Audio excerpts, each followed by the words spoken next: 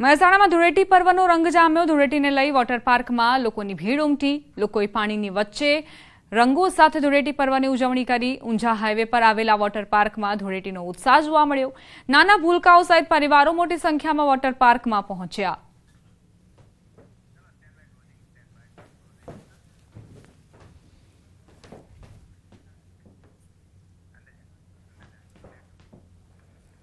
આ સાથે જ બુલેટિનમાં અત્યારે બસ આટલું જ। વધુ અપડેટ્સ માટે આપ જોતા રહો ન્યૂઝ 18 ગુજરાતી।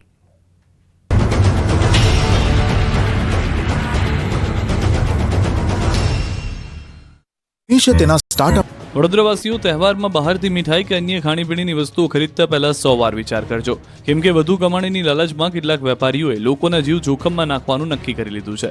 ત્યારે વડોદરા મહાનગરપાલિકાના આરોગ્ય વિભાગે વિવિધ દુકાનોમાં દરોડા પાડ્યા। વડોદરા મહાનગરપાલિકાની ખોરાક શાખાની ટીમે શહેરમાં ધાણી, ખજૂર, ખારીસી, ઘી, મીઠાઈ, ખાદ્ય તેલના 72 નમૂના લીધા। શહેરની 27 દુકાનો, તંબુ, લારી, પાથરણાવાળા પરથી 60 કિલો અખાદ્ય કલરવાળા ભૂંગળા અને સેવનો નાશ કર્યો।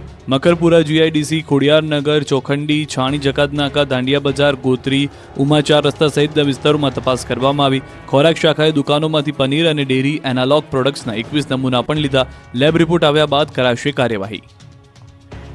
સુરતમાં વિકાસના કામના નામે કોન્ટ્રાક્ટરોએ આડેધડ રોડ ખોદી નાખ્યા છે, જેને લઈને જનતા ત્રસ્ત છે। ત્યારે આ મુદ્દે હવે ધારાસભ્ય કુમાર કાનાણીનો બાટલો ફાટ્યો છે। ફરી એકવાર ધારાસભ્યના લેટર બોમ્બથી ખળભળાટ મચી ગયો।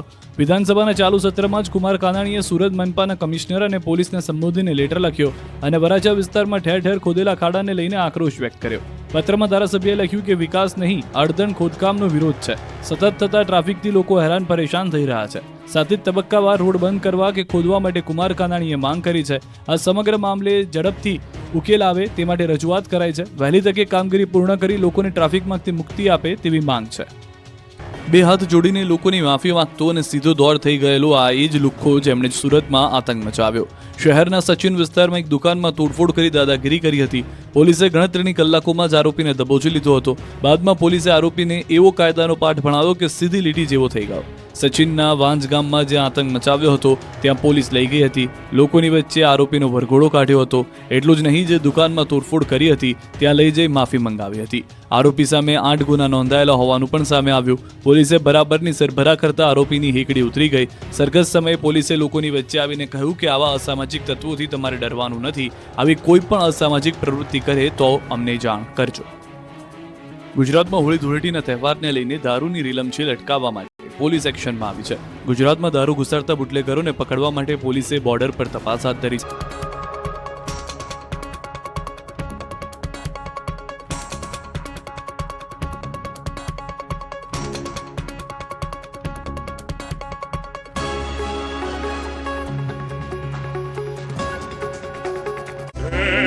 ધારીના મોરજર ગામે 9 સિંહો પાણી પીવા માટે પહોંચ્યા। મોરજર ગ્રામ પંચાયતના CCTVમાં 9 સિંહો થયા કેદ।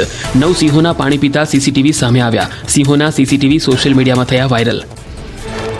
ધૂળેટી પૂર્વે નબીરાવના સ્ટન્ટનો વિડીયો વાયરલ। સુરતમાં નબીરાવના કારમાં સ્ટન્ટનો વિડીયો વાયરલ। પોલીસને ખુલ્લો પડકાર ફેંકતા દેખાયા અસામાજિક તત્વો। પોતાના અને બીજાના જીવને જોખમમાં મુકતા યુવકો સામે કડક કાર્યવાહીની માંગ।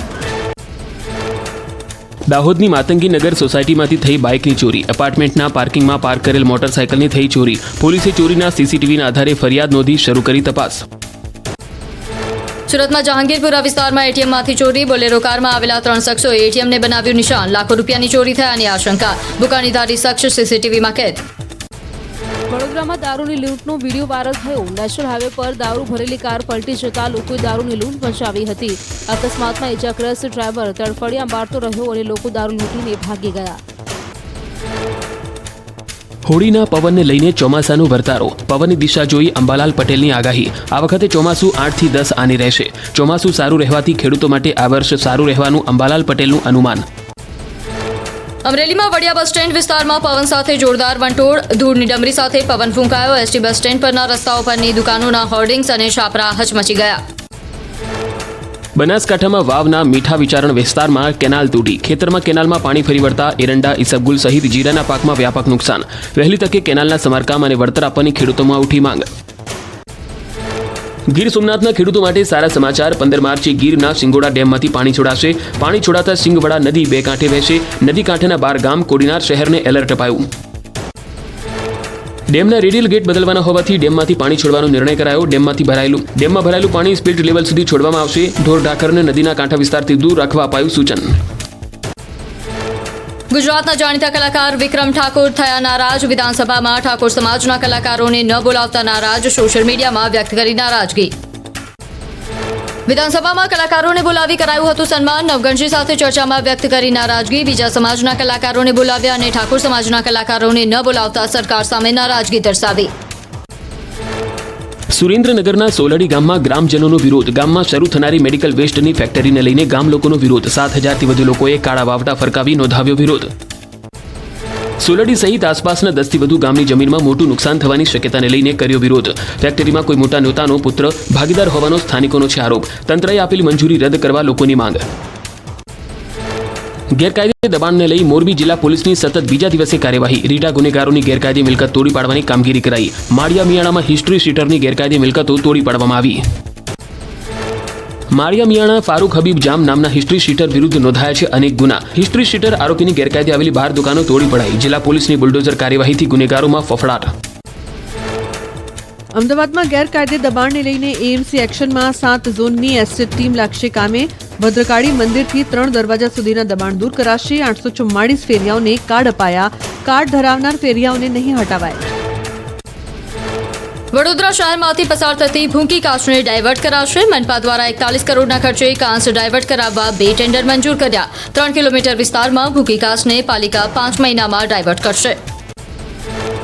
ભૂંકી કાચને ડાયવર્ટ કરવાના મનપાના નિર્ણયનો સ્થાનિકોએ વિરોધ કર્યો. ભૂંકી કાચને ડાયવર્ટ કરશો તો સોસાયટીઓમાં પાણી ભરાશે તેવી સ્થાનિકોએ ચિંતા વ્યક્ત કરી. પાલિકા રૂપિયાનો વેડફાટ કરતી હોવાનો કોંગ્રેસનો આરોપ.